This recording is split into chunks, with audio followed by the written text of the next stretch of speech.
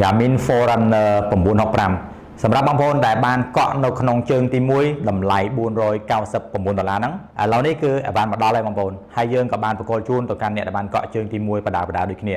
ពីមុនគឺយើងនឹងកម្រងថាផ្ដល់ជូនបងប្អូនអ្នកដែលបានកក់ជើងទី1នៅថ្ងៃទី15ប៉ុន្តែដោយសារបានមកដល់មុនអញ្ចឹងក៏យើងប្រកល់ជូនបងប្អូនមុនតែម្ដងចង់សម្រាប់អ្នកដែលចង់បាននាឡិកា Garmin Forerunner 965ដើម្បីយកទៅលេងកីឡាតាមដានសុខភាពក៏ដូចជាដើរព្រៃនាឡិកានេះគឺមានមុខងារគ្រប់ទាំងអស់ជូនបងប្អូនតែម្ដងហើយសម្រាប់អ្នកដែលចង់បានតម្លៃ$499នោះទៀតឥ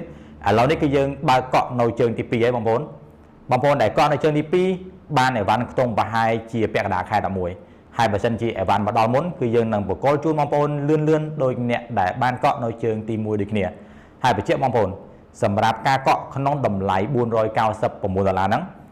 យើងផ្ដល់ជូនការធានាដល់បងប្អូន2ឆ្នាំតែម្ដង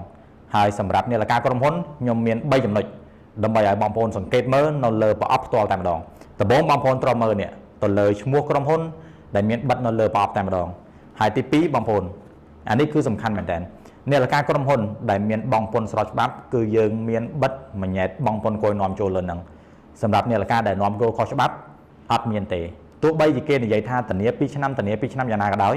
បើបងប្អូនអត់មានឃើញមួយញ៉ែតបង់ពន្ធគយមានន័យថានាឡិកាហ្នឹងគឺជានាឡិកាដែលនាំចូលខុសច្បាប់ចឹងនាឡិកាដែលនាំចូលស្របច្បាប់របស់ក្រុមហ៊ុនបងប្អូនទិញបងប្អូនគ្រប់គ្រងមានន័យថាបងប្អូនជួយគ្រប់គ្រងដល់សេដ្ឋកិច្ចជាតិយើងដែលបានបងប្អូនជូនទៅដល់រដ្ឋាភិបាលយើងហើយមួយចំណុចចុងក្រោយបងប្អូននេះត្រូវពិនិត្យទៅលើគេហៅថា sticker 2 year warranty នៅលើ sticker នេះគឺយើងមានដាក់ QR code ពេលបងប្អូនទិញបងប្អូននឹងធ្វើការ scan ហើយយើងវាយព័ត៌មានរបស់យើងចូលចឹងការធានា2ឆ្នាំ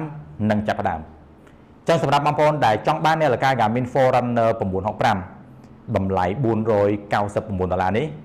សម្រាប់តែអ្នកកក់ទេចឹងបងប្អូនអាចធ្វើការកក់បាននៅជើងទី2សង្ឃឹមថាបានអីវ៉ាន់លឿនអូខេបាយបាយជួបគ្នាវីដេអូក្រោយ